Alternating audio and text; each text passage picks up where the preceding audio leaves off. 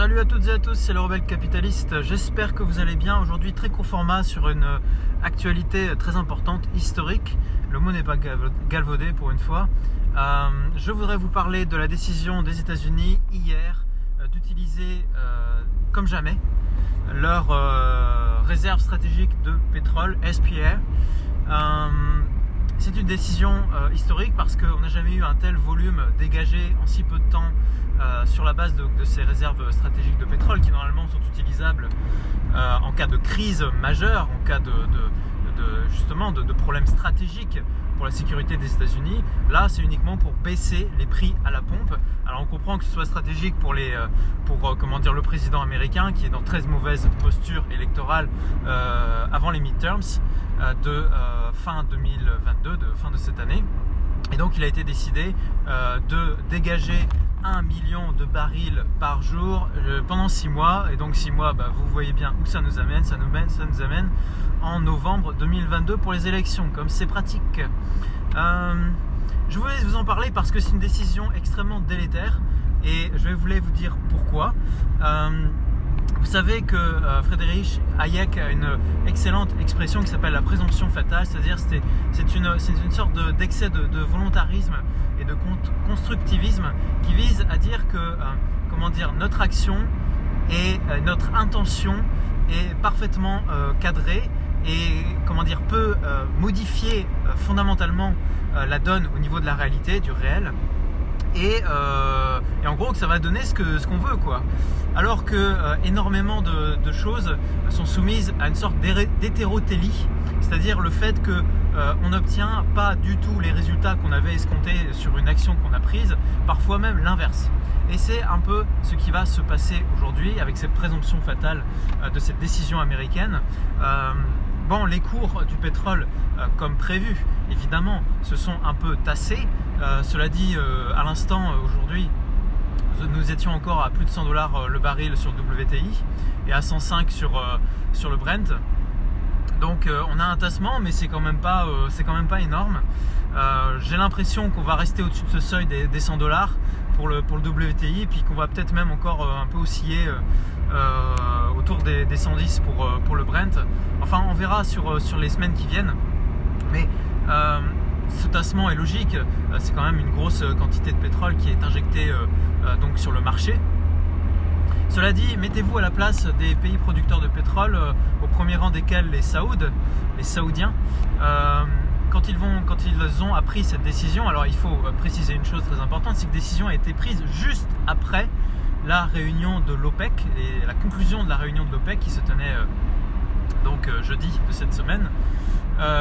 Réunion de l'OPEC qui a abouti à ce qu'on prévoyait, c'est-à-dire le fait que l'OPEC ne va pas toucher à ses quotas de production, ne veut pas les relever. Mais donc les États-Unis ont attendu cette réunion et les conclusions de cette réunion pour juste après décider ça. Imaginez-vous donc les Saouds, vous vous dites a posteriori, mais on a bien fait de prendre ces décisions, de ne pas relever nous-mêmes nos quotas. Parce que regardez ce que nous font après les États-Unis dans notre dos, sans forcément nous en avoir consulté, etc. Ils nous font vraiment un coup de poker, quoi. Et donc, on a l'impression que les États-Unis ont pris ces décisions pour des raisons sociales, électorales, mais aussi parce que, vous avez peut-être suivi ces discussions, les États-Unis ont demandé au Venezuela d'augmenter sa production, ils ont tenté des choses au niveau de l'Iran, ils ont tenté différentes approches et on a l'impression que tout le monde leur a dit allez vous faire et donc c'est un peu la dernière chance, le coup de la dernière chance, c'est SPR. Alors je pense que leur stratégie, leur idée, c'est comme pour l'inflation finalement depuis 2021. Vous savez que l'inflation, on nous dit depuis 2021, non mais dans 6 mois ça va se calmer. Voilà, et on attend toujours.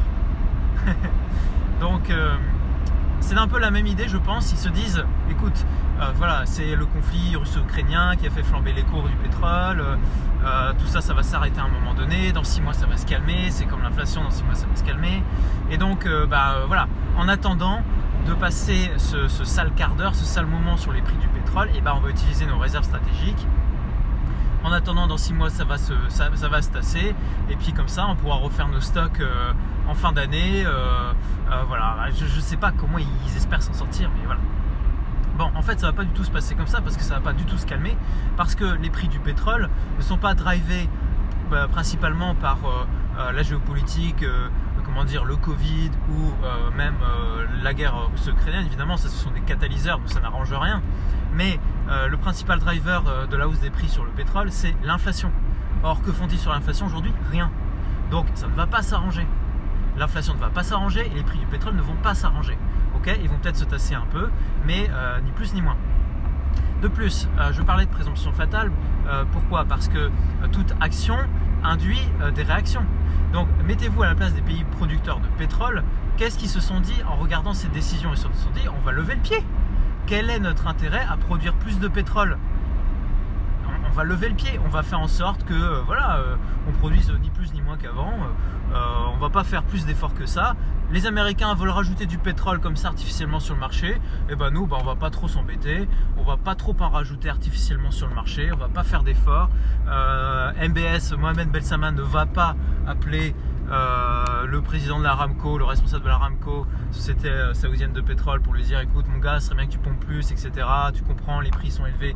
Non, ça va pas se passer comme ça. Il va lui dire écoute mon pote, lève le pied, prends des vacances, attends que la production stagne et que les prix remontent, et comme ça on aura bien les Américains. Voilà. Donc attendez-vous à ce que nous ayons un tassement en effet du pétrole sur les semaines à venir, mais une forte explosion, je pense. Je reste sur ce que j'avais dit 100 $ le baril au printemps, on y a été, et je reste sur 140-150 $ pour cet été. Alors ça peut être juillet comme ça peut être septembre. Je pense qu'on aura un retour sur les plus hauts du marché au niveau du baril d'ici cet été, parce que la demande va continuer à être importante. On fait tout pour qu'elle le soit. On crée des aides, etc. On donne des chèques inflation, machin, donc ça soutient la demande. Et à côté de ça, les pays producteurs, vous allez voir qu'ils ne vont pas faire plus d'efforts pour relever leur production. Il n'y aura pas de deal iranien, il y aura peut-être quelque chose au niveau du Venezuela, mais pour remonter la production du Venezuela, ce sera très long. Et puis en plus de ça, hier, les États-Unis ont décidé d'augmenter les taxes sur les producteurs américains de pétrole, ce qui est complètement stupide. Donc ça ne va pas engager les producteurs à la confiance et donc à relancer leur production. Production qui est très capitalistique, qui a besoin de beaucoup d'argent et donc de risques. Voilà. Donc attendez-vous à ce que le pétrole monte d'ici cet été. Salut!